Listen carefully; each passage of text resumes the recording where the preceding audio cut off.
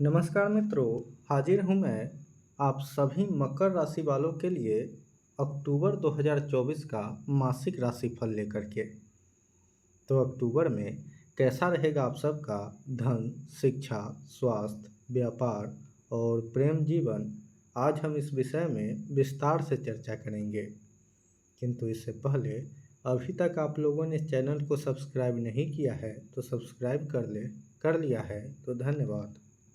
अब ग्रहों की स्थिति पर एक नज़र डालें तो आपका राशि शनि आपके दूसरे भाव में स्वराशि के होके स्थित है।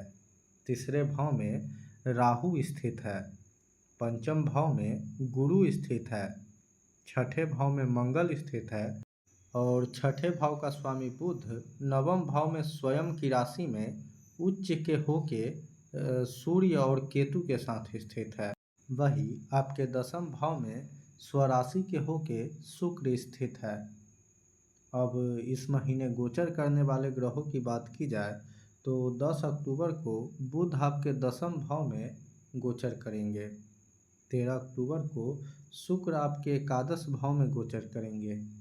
17 अक्टूबर को सूर्य आपके दसम भाव में गोचर करेंगे किंतु नीच के होके। वही 20 अक्टूबर को मंगल आपके सप्तम भाव में नीच के होके गोचर करेंगे। तो ये है इस महीने का ग्रह गोचर।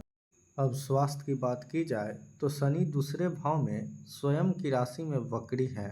मंगल रोग भाव में स्थित है और रोग भाव का स्वामी नवम भाव में खुद की राशि में उच्च के होके स्थित है, किंतु अष्टमेश सूर्य और केतु से पीड़ित भी हैं। अब बात करते हैं मंगल की, तो मंगल देह का कारक है और मंगल का छठे भाव में जाना आपके स्वास्थ्य के दृष्टिकोण से बहुत अच्छा नहीं है। इस दौरान पैरों में चोट चपेट लगने के योग हैं। जिन लोगों को पैरों में दर्द की समस्या है वे लोग डॉक्टर की हर बातों को मानें और कोई भी लापरवाही न बरते। वही जिन लोगों को रक्त की समस्या है या आँखों में दर्द जैसी कोई समस्या है वे लोग अपने स्वास्थ्य को लेकर सजग रहें। वही जिन लोगों को ब्रेन ट्यूमर जैसी कोई शिकायत है वे लोग भी अपने डॉक्टर के संपर्क में रहें। हालांकि 20 अक्टूबर के बाद का समय स्वास्थ्य के दृष्टिकोण से कुछ राहत वाला रहेगा, यानी महीने का अंत बेहतर बदलाव लेकर के आएगा।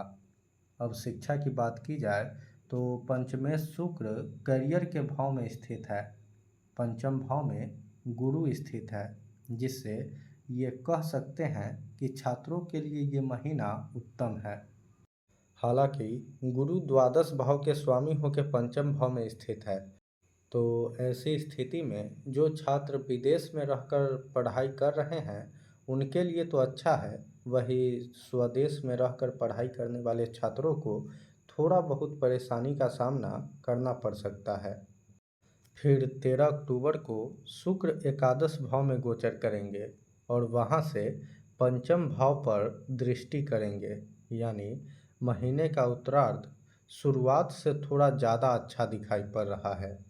वही प्रतियोगी परीक्षा की तैयारी कर रहे छात्रों के लिए ये महीना उतार चढ़ाव वाला है। अब आर्थिक स्थिति की बात की जाए तो धन भाव की स्थिति बढ़िया है, जिस कारण धन अच्छा खासा आएगा। इस महीने आप मित्र को आर्थिक सहयोग कर सकते हैं या फिर मित्र आपको आर्थिक सहयोग कर सकता है। भूमि भवन वाहन का भी योग बन रहा है। कुल मिलाकर आर्थिक दृष्टिकोण से ये महीना बेहतर है।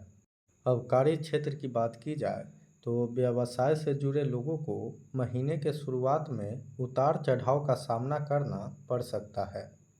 वही 17 अक्टूबर के बाद व्यवसाय में परेशानी तो होगी किंतु कम मात्रा में, यानी ये कह सकते हैं कि महीने का उत्तरार्ध व्यवसाय के लिए कुछ राहत वाला है।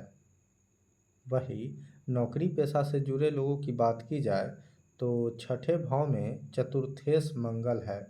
चतुर्थ भाव घर का होता है, छठा भाव नौकरी का होता है, यानी जो लोग वर्क फ्रॉम होम करते हैं उनके लिए ये महीना फेवरेबल है।